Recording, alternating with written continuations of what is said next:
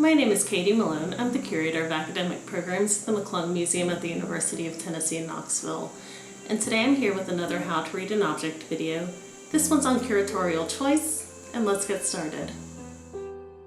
So a curator's role when they're putting together an exhibition is to create a story or a narrative or to convey an idea, utilizing objects.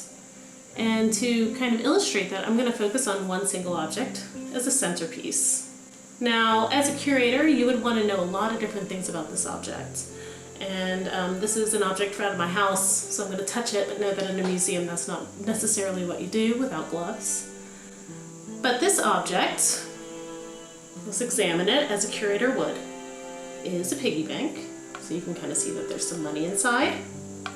There's a little slit on top. It has an eye and a little tail because it's a piggy bank. It's made out of wood, so you can kind of see that that's wood carved into the shape of a little pig. It was handmade by a man who was a father, and he made it for his child. So using that information, we can think about a few different ways we can tell a story with this object. So say you were really interested in the man himself, and you perhaps wanted to do a show that really focused on his biography. So to tell that story using this object in that narrative, you might then surround it with some materials from his everyday. So let's see what I have here. I have a cologne bottle. So we could include that and tell a story about this man. And perhaps he wore this cologne, he worked in his hobby shop and made little crafts like this little piggy bank.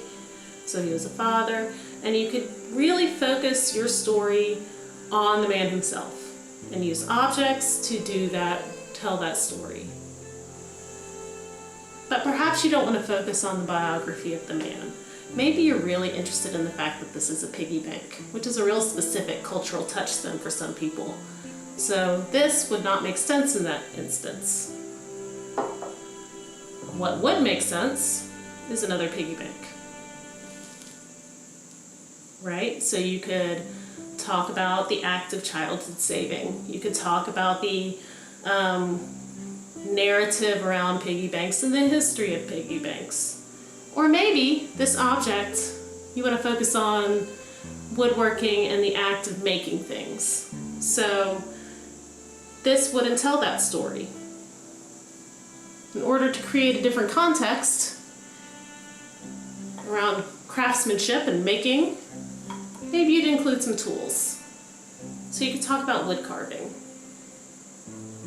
Less about the biography of the person, less about the object itself as a piggy bank and a cultural money-saving device, less about childhood, and more about craft. So as you can see, any one object really can change the context of a story.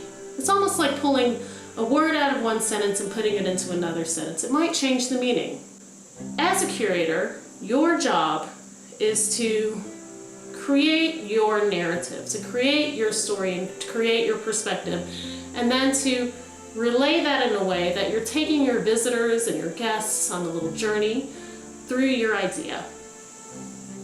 It helps to be focused and concise, and it helps to really think about how you can use your language and how you can use your object choices to complement one another.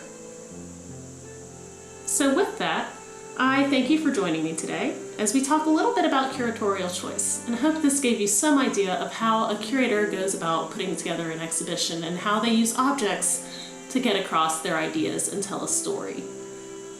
I'm Katy Malone, Curator of Academic Programs at the McClung Museum at the University of Tennessee in Knoxville, and I hope to see you next time.